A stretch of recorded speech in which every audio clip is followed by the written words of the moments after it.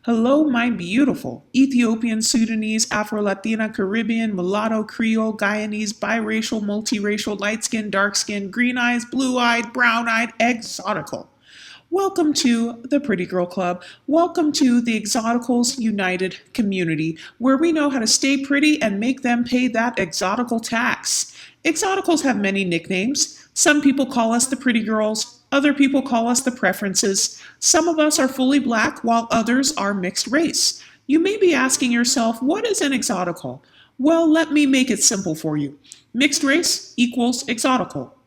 Looking mixed equals exotical. If you have been accused of benefiting from things like colorism, texturism, featureism, or pretty privilege, you, my friend, are probably an exotical. Exoticals are women with the following features. You don't have to have all of these features, but as an exotical, you will have one or more of these features. Light skin, light hair, light eyes, type 1, 2, and 3 hair textures, a biracial background, a multiracial background, or keen features. When I use the term keen features, I'm referring to women with a small nose, eyes, lips, or chin. Some examples of keen features would be women like Nia Long. She has small slanted eyes, kind of like a Blasian. Justine Skye and Ryan Destiny both have a tiny nose and a narrow face, whereas a woman with broad features would be like a Tiana Taylor or a Jay-Z. There's nothing wrong with either side, but if you are a woman with keen features in the African American community, it will be pointed out and you will be asked questions like, what are you mixed with? Or you may have been told that you are pretty for a dark skin or pretty for a black girl. You do not have to have all the features I listed to be an exotical, but I just want to clarify as the channel continues to grow.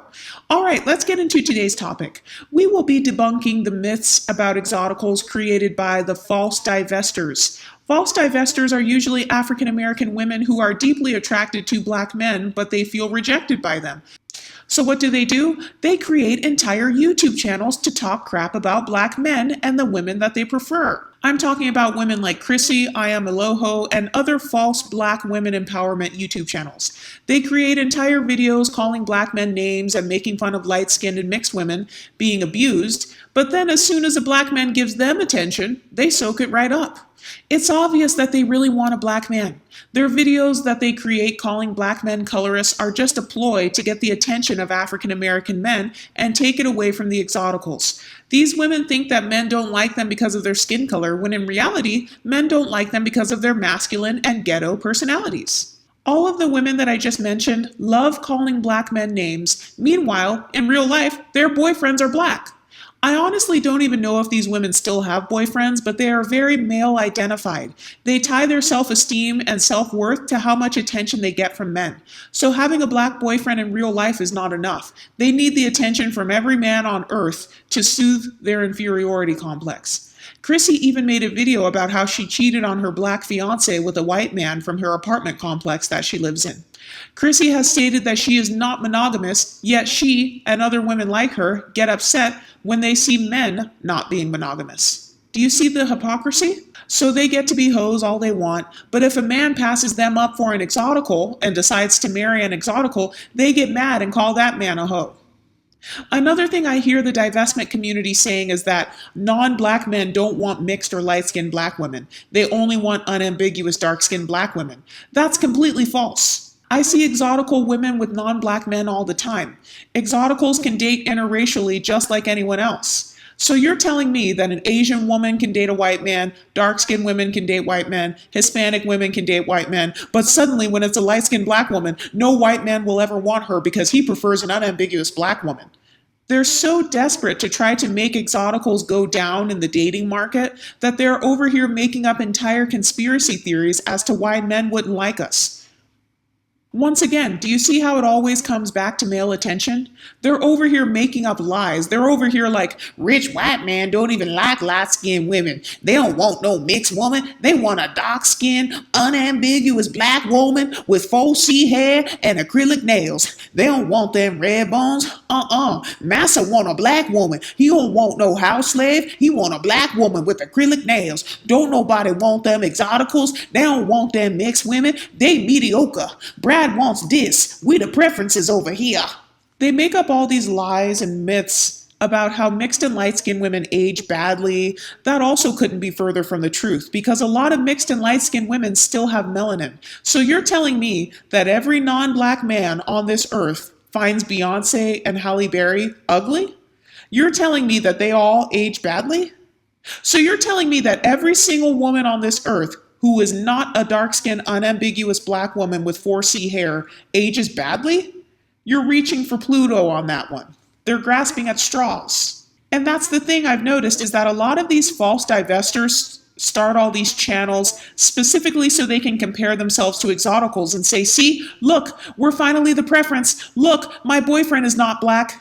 I may not be light-skinned, but my boyfriend is lighter than your boyfriend. My daughter is lighter than your daughter. It's almost as if these women try to date white men because they think it will give them access to white privilege. They're trying to live vicariously through their white boyfriends and their mixed children. And I don't have a problem with swirling, but if you're going to swirl, you need to put some respect on our name. You need to pay your exotical tax. Don't hate on Exoticals and then try to go out and create one. You look stupid and desperate. I see women like Rashida Strober constantly bragging about having a light-skinned boyfriend. They'll be like, I have a light-skinned boyfriend and he took me to the light-skinned restaurant and he paid for dinner with his light-skinned bank account and we went to the light-skinned grocery store and moved into a light-skinned neighborhood and we're going to have a light-skinned baby. But I'm not a colorist. Another thing they say is that mixed and light-skinned black women only attract colorist, broke black men. No, you only attract colorist, broke black men, not me. It's funny how every time a mixed or light-skinned woman dates someone, it's only because of her skin tone. There's no way an exotical can actually be beautiful, smart, feminine, or classy. But you know how it is. Everything we've ever had in our life is only due to light skin privilege or texturism or featureism. Everything we get is because of our good hair or being mixed. Another myth they promote in the divestment community is that mixed and light-skinned women are all hoes. They promote this narrative that exoticals are all whores and that we're just getting ran through by a bunch of guys and that unambiguous dark-skinned black women are the classy, elegant ones who attract the high-quality men. That couldn't be further from the truth. Just because an exotical has more options than you doesn't automatically make her a hoe. Just because she gets asked out on more dates than you doesn't mean she's sleeping with every guy she goes on a date with. They do a lot of projecting over there. They want to assign all the stereotypical negative qualities on mixed and light-skinned women, and they're trying to assign all the positive qualities on black women. I have no problem with uplifting black women because a lot of my subscribers on here are black, but why do they always have to put down the next woman in order to lift themselves up? That's what shows me they're actually just jealous. They're jealous of exoticals. Another myth they promote is that mixed and light-skinned women hate themselves and that we wish that we were dark-skinned black women. No, the hell I don't.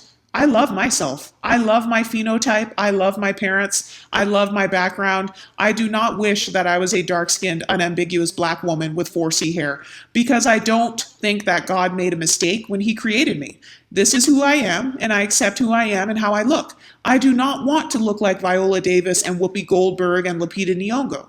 As beautiful as they are, I choose to look like my light-skinned, multiracial self that I was born as. It's funny how they say that mixed and light-skinned women want to look like them, but they're the ones creating hypnosis videos trying to hypnotize themselves into becoming light-skinned. They're trying to hypnotize themselves into becoming mixed women. But you think that mixed and light-skinned women want to be you? No, sweetheart, you're playing yourself. You're playing yourself. Another myth is that men only date mixed and light-skinned women because they hate themselves. It's funny how when a man dates a light-skinned woman, he hates himself, but when a black woman thirsts over a light-skinned or a non-black man, they're just divesting. So when a woman does it, it's divesting, but when a man does it, it's colorism, texturism, featureism, and anti-blackness. Once again, your hypocrisy is showing. And now I've noticed they have this obsession with complaining about how they don't have pretty privilege. Okay, so they're openly admitting that they think exoticals are prettier than them. I didn't say it. You said it, sis. You guys are exposing yourselves. Anyway, let me know what you think in the comment section. Stay pretty.